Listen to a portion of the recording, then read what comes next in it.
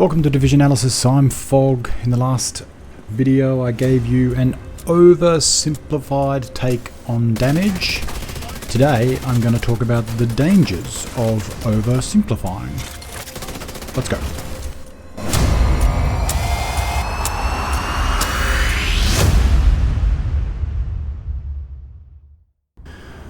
So in the last video I introduced the concept of burst bubbles, and how it is much more important that the enemy that you're trying to kill is inside your burst bubble than how quickly you can kill him.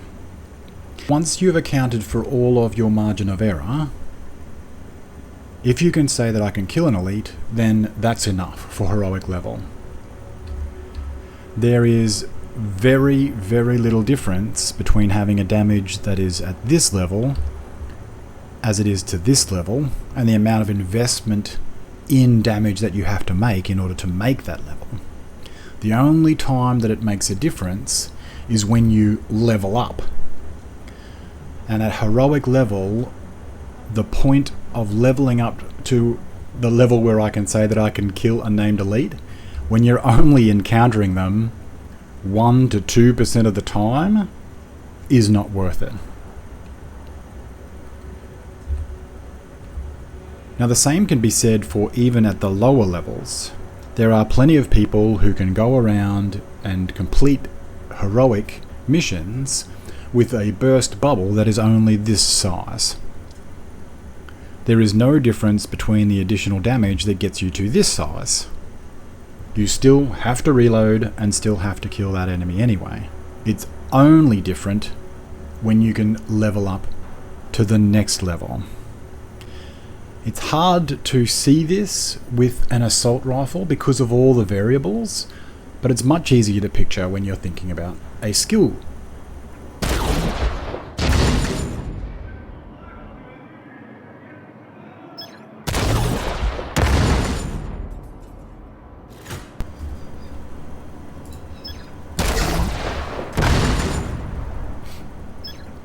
So I showed this in the last video. It's the same principle that applies to assault rifles, but it's much easier to demonstrate with the mortar turret. The burst bubble for the mortar turret in this case extends to veterans. It doesn't include the elites. It still takes 2 mortars to kill an elite. The additional damage over and above that you get from adding glass cannon doesn't get you to the next level. So you're much better off investing that in something else. In this case, it was calculated instead of glass cannon. The only time where it would make a difference is if that additional damage enabled me to kill an elite with 1 mortar. Same, but different. Playing with a high damage build does have advantages. It teaches you positioning, it teaches you how to deliver damage with the least amount of exposure. So maximizing the duration of time that you can deliver damage whilst taking the least damage as well. And having a larger burst bubble allows you to transition to higher levels of gameplay. Where people come unstuck is when there is a change in that level. So an elite when you're playing solo is here, and you can play at a level, if that's all you do, where your bubble only incorporates that level of elite. But when you invite a friend along,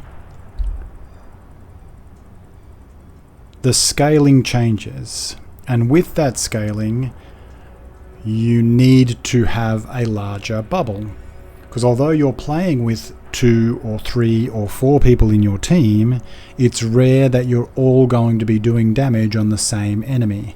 There is many times where you will have to take that enemy alone, and if your bubble isn't sufficient, then you're going to find yourself in trouble. A lot of people think that legendary, it's the amount of damage that's required that changes the most. But Here you can see the scaling and the levels that are required across the two different arenas. A heroic and a legendary normal are actually exactly the same. There is no difference between the two. Exactly the same. The only difference between the two levels is the amount of armor that a veteran and an elite possess. A legendary veteran has about 60% more armor, and the same again for a legendary elite. But if your bubble is sufficient to take down an enemy at 3-man scaling at heroic, it's exactly the same as a legendary elite. Where legendary throws more at you is that there is just quite simply more enemies. More enemies firing on your location with better AI, which means that they take cover more regularly, and they also have things like robot tanks, which are even more tanky than what a legendary elite is. So playing with more damage does teach you skills that you need in order to advance. But if you're just a solo heroic player, there is no more need than knowing that you can kill an elite. And even then, at heroic level, an elite only occurs 15% of the time. And this is why some people find it difficult to clear control points, or much more difficult to clear control points than they do to clear a mission, because they're running around with a bubble that actually only incorporates veterans. They haven't really noticed it because an elite at heroic mission levels only occurs 15% of the time. And when you really need it, that's when they're close, and when they're close you're generally at a higher level of accuracy, which means that the bubble probably does extend to an elite at 100% accuracy. So you're really only noticing it maybe 5 to 10% of the time, which isn't really that important when it comes to a heroic mission. But at control point level, those elites are now 60% of the enemies that you're encountering, and you are certainly going to notice that lack of damage trying to clear a control point. Now it's difficult to visualize with an assault rifle because there's so many variables that are impacting the size of your bubble. Optimal range shrinks the bubble.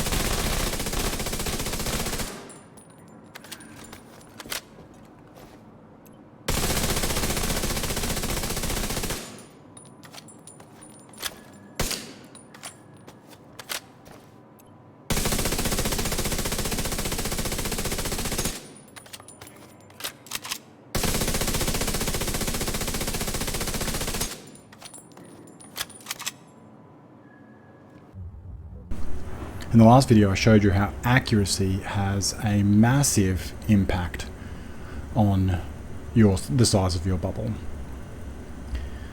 You've got whether someone's in a cover, out of cover, whether it's health damage, whether it's armor damage, whether you are doing headshots, whether you're not doing headshots. All of these things impact the size of your bubble. Now if I simulate only body shots and 50% accuracy by asking the weapon to kill 2 enemies, you can see that the elite is no longer within the burst bubble. But as the size of your bubble shrinks, so too does the amount of time that it takes for you to deliver the damage within your bubble. Now here we can see that the ACR has leveled up. It's managed to kill the elite, whereas the FMAS has not. Now, the argument for using the FMAS over the ACR has always been that the amount of time that it takes the ACR to deliver its damage is too long. I needed to be able to deliver the damage in bursts, hence burst DPS being the most important factor. So if we say that the window of time that's available to the ACR gets reduced down to here, or both weapons gets reduced down to here, now the size of the ACR bubble is only this size. But the mistake is thinking that that makes any difference, because neither of those bubbles now include the elite that they were trying to kill. The only time that the burst damage matters is when the amount of time perfectly coincides with one of those levels. If we go back to this situation with the elite, both weapon systems have failed to kill the elite in that window. So what do? They go back into cover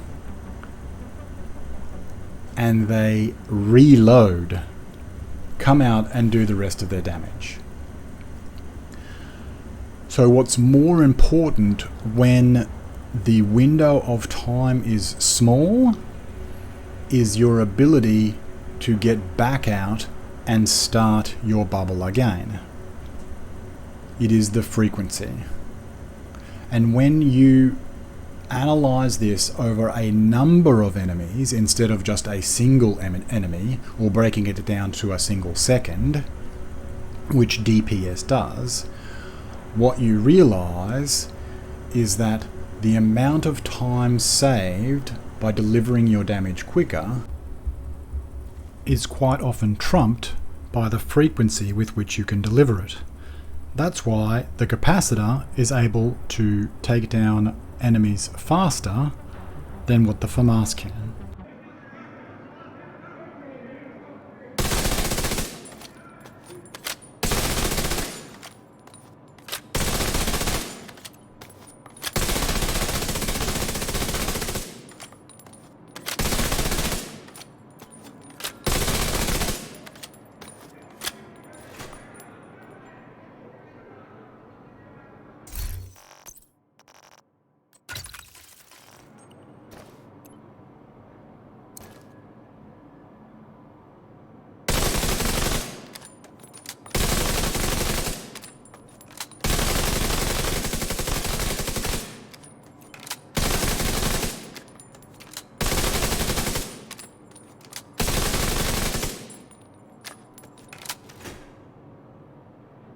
So let's go back and compare the FAMAS versus the ACR, and we'll pretend like we're 100% accurate.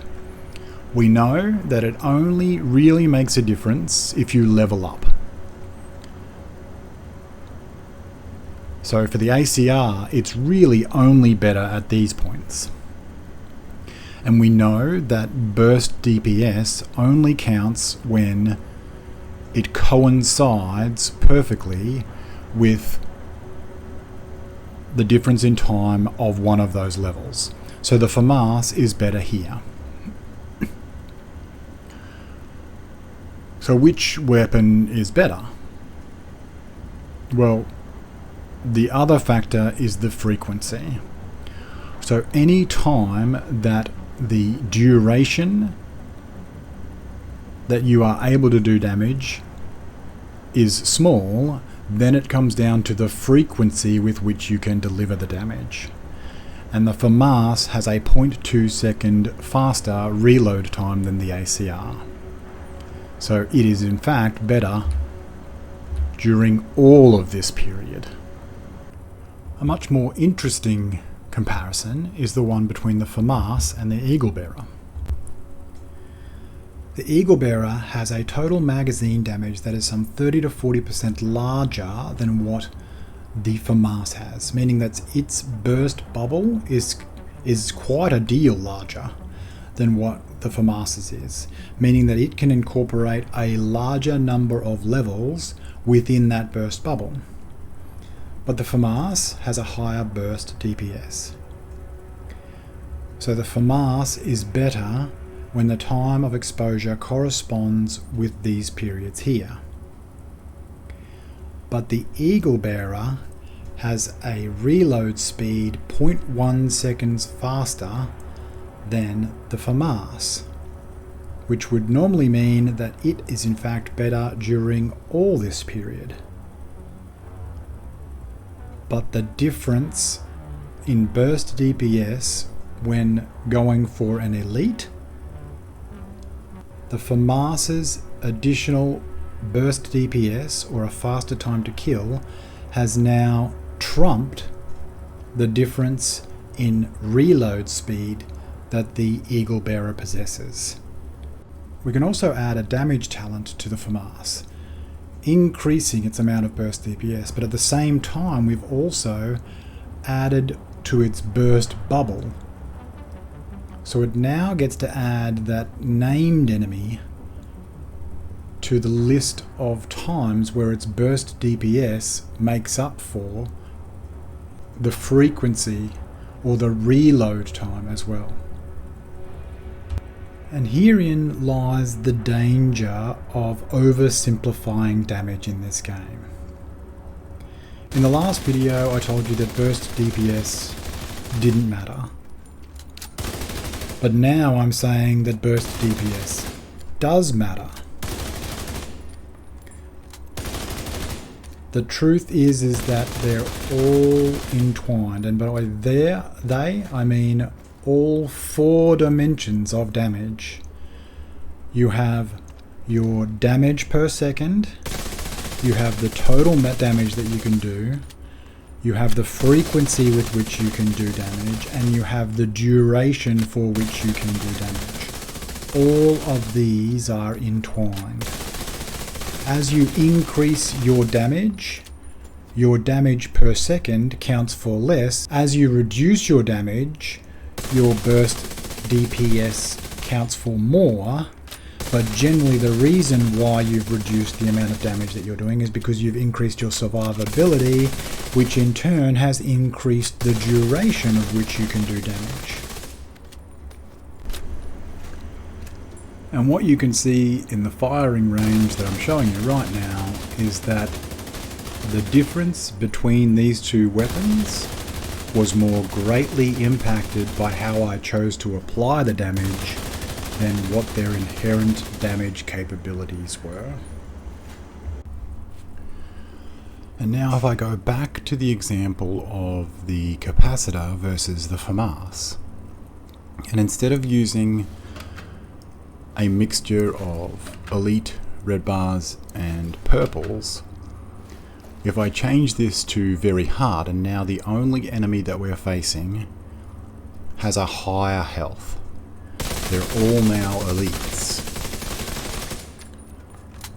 What we'll see is that the FAMAS is now able to make up for the deficit that it has in its frequency of delivery with the speed with which it can deliver the damage.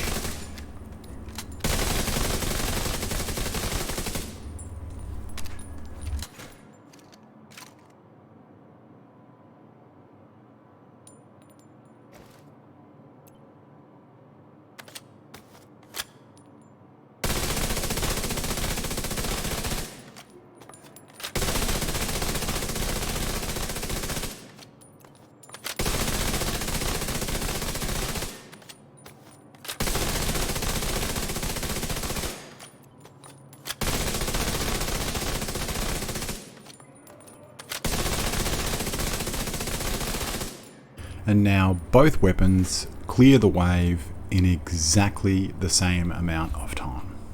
Now in a final example of potentially oversimplifying a situation, let's go to PvP.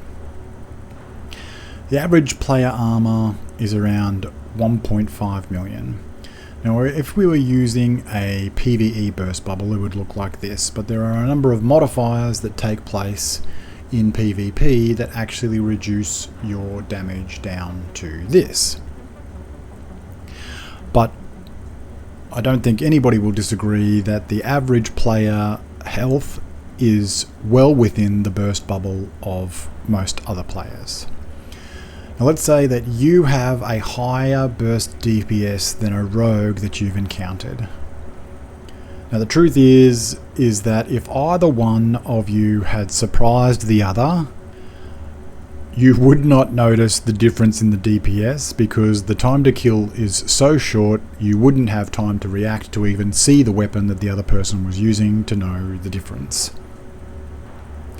But let's say that you come face to face and you both start firing at the same time. You face trade and you win the battle. And you, in an oversimplification, say it is my burst DPS that is the reason why I won that battle. Your 1.5 million armor didn't count for squat. My burst DPS is superior. But in order for you to get that superior burst DPS, you traded some of your armor for that. And your armor is in fact set at 1.1 million.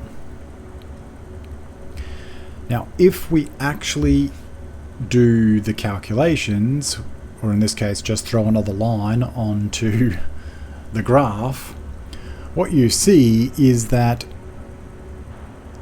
that rogue should have killed you first. Your burst DPS should not have made the difference. What should have counted is in fact that you had less armor and they should have been able to kill you quicker. So why didn't that occur?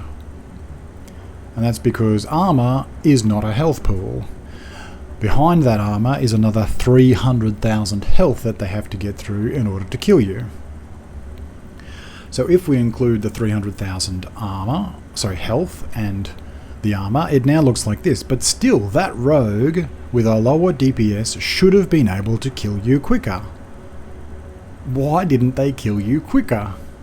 And the truth is, it came down to RNG and a game mechanic which saves you at the very last second, and the last sliver of HP that you have left lasts for an additional amount of time, and that amount of time was the time necessary for your DPS to overtake the disparity between your HP and the DPS that you possess. In an oversimplification, you would have just said that it was my burst DPS that made the difference. In reality, your burst DPS certainly played a part, but in most or the highest proportionality went to your health pool and a game mechanic that worked in your favour. So the bottom line is that there is a real danger of oversimplifying damage, and using just one statistic to define how good a build is just plain wrong. The amount of damage that you do, the speed with which you do it, the frequency that you can do it, and the amount of time that you can do it for are all intrinsically linked and very hard to untangle. As we move forward, I'll give it a good crack. If you like, then like. If you want to see more, subscribe. But I will see you in the next one. Fog out.